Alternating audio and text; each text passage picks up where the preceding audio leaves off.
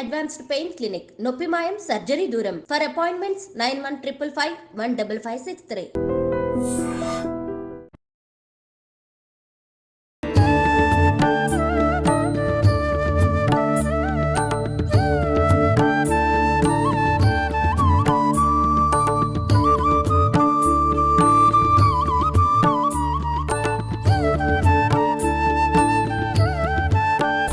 నమస్కారం, welcome to I dream. మన సంస్కృతి కార్యక్రమానికి స్వాగతం. నేను మీ విజిత.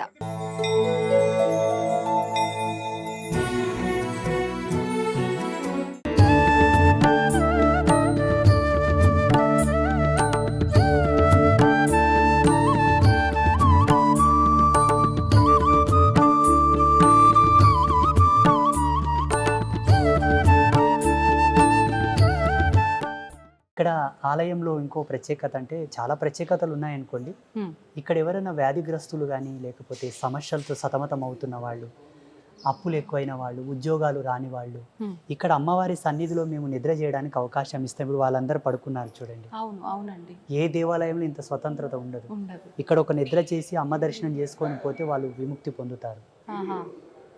చాలా మంది నిజంగా చాలా మంచి సౌకర్యం. ఇప్పుడు చాలా ఆలయాల్లో మనం చూస్తున్నాం, కొంచెం ఆలయంలో భక్తుల రద్దీ పెరిగిందనగానే గుళ్ళో కాసేపు కూర్చోవాలి అన్న ఆలోచన ప్రతి ఒక్కరిలో ఉంటుంది. అలా కూర్చొనివ్వకుండా కూడా తరిమేసే పరిస్థితులు ఉన్నాయి. ఇక్కడ దేవాలయంలో వాళ్ళు నిద్ర చేస్తే, కూర్చుంటే, ఆనందంగా ధ్యానం చేస్తే ఆ రిజల్ట్ ఎందుకు వస్తుందంటే ఇక్కడ 10 అఖండ జ్యోతులు 24 గంటలు వెలుగుతూ ఉంటాయి. 2013లో ఒక పెద్ద తుఫాన్ వచ్చింది. భీకరమైన గాలులు. అప్పుడు ఈ గోడలు ఇదంతా లేదు, ఒక గర్భాలయం, అది కూడా గుడిసే. గాలి తీవ్రత ఎక్కువ ఉంది, జ్యోతులు ఆరిపోతాయేమని మా లోపల భయం. కష్టపడి వెలిగించాం. అసలు ఎంత అంటే ప్రాణం అరచేతిలో పట్టుకొని ఉన్నంత పని అయింది. కానీ అంత భీకరమైన గాలులు ఉన్నాం కూడా జ్యోతులు ఆరలేదు.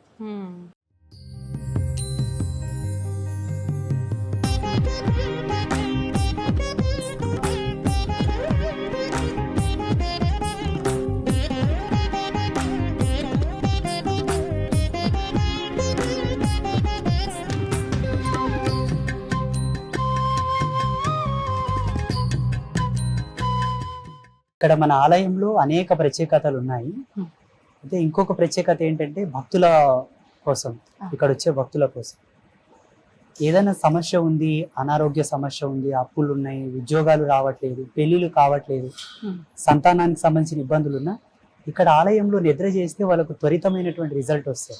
అంటే ఎన్ని రోజులు నిద్ర చేయాల్సి? ఒకటి రోజే. ఒక్కరోజే. ఇదంతా భక్తుల సౌకర్యార్థమే పెట్టాము. అవునా? వాళ్ళకి ఏ రిస్ట్రిక్షన్స్ ఉండవు. చక్కగా భోజనాలు పెడతారు, భోజనం చేసుకొని వచ్చి కొన్ని నిద్ర చేసి మరుసటి రోజు స్నానం చేసుకొని అమ్మ దర్శనం చేసుకొని వెళ్ళవచ్చు. నిజంగా మనకు ప్రస్తుత రోజుల్లో ఆలయంలో కాసేపు దర్శనం అయిన తర్వాత కూర్చుందాం అంటేనే అంత సౌకర్యం లేని ఆలయాలు ఉన్నాయి. కానీ మనకు నిద్ర చేసుకోవడానికి కూడా అవకాశం ఉందంటే నిజంగా ఆ సమస్యలన్నీ కూడా మేము మా నిత్య జీవితంలో ఫేస్ చేసాం. ప్రసిద్ధ దేవాలయాలకు వెళ్ళి మేము ఇబ్బందులు పడ్డాం కాబట్టి ఇక్కడ మన దేవాలయంలో భక్తులకు ఆ ఇబ్బందులు కాకూడదు అని నా కాన్సెప్ట్. ఇంకోటి ఏంటంటే చాలా వరకు క్షేత్ర మహిమ ఎలాగో ఉన్నది గొప్పగా. ఇక్కడ ఉండే వాళ్లకు ఒక 5 నిమిషాలు ధ్యానం చేసుకొని ఇక్కడ ప్రశాంతంగా గడిపే వాళ్లకు ఇంత పుణ్యం ఎట్లా వస్తుందంటే ఇక్కడ 10 అఖండ జ్యోతులు 2011వ సంవత్సరం నుంచి నిరంతరాయంగా వెలుగుతూ ఉన్నాయి.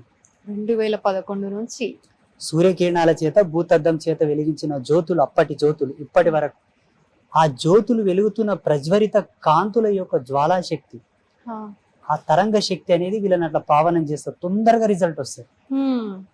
అంటే ఇప్పుడు అఖండ జ్యోతులు అంటే మామూలుగా అంటే మనం ఏదైనా ఇంట్లో వినాయక చవితి టైంలో, నవరాత్రుల టైంలో ఆ కొన్ని రోజులు కాల పరిమితి పెట్టుకొని మాత్రమే పెడుతూ ఉంటాం. కానీ ఆలయ ధర్మం ప్రకారం ఇలా ఉండాలా? అది ప్రతి ప్రసిద్ధ దేవాలయంలో అఖండ జ్యోతి ఉంటుంది. మన అంబాతరయ క్షేత్రంలో ఏంటంటే ఇక్కడ 10 మహావిద్యలు లైవ్ లో ఉన్నాయి, ఎప్పుడు వెలుగుతూ ఉన్నాయని, సాక్ష్యంగా ఉన్నాయని చెప్పడానికి 10 అఖండ జ్యోతులు. ఒక్కొక్క జ్యోతిని ఒక మహావిద్య మంత్రంతో ఆవాహన చేస్తూ వెలిగించాం. ఇక్కడ 10 మహావిద్యలు లైవ్ లో ఉన్నాయి, వెలుగుతూ ఉన్నాయని చెప్పడానికి సాక్ష్యం. మన ఆలయ ధర్మం ప్రకారంగా జగదంబని ఆ మాట చెప్పింది కాబట్టి 18 శక్తి పీఠాలకు ప్రతిరూపకంగా 18 శూలాలు ఉన్న రుద్రశూలం. నిజంగా ఇది ఇంకా ఎక్కడైనా ఏ ఆలయాలలో ఉందా గురుగారు? ఎక్కడ లేదు. నేను అదే ఫస్ట్ టైం చూసాను. అసలు ఫస్ట్ దాన్ని శూలం అంటారని కూడా సంబోధించాలా లేదో కూడా అర్థం కాలే నాకు చూడగానే. అసలు ఏంటి అని రుద్రశూలం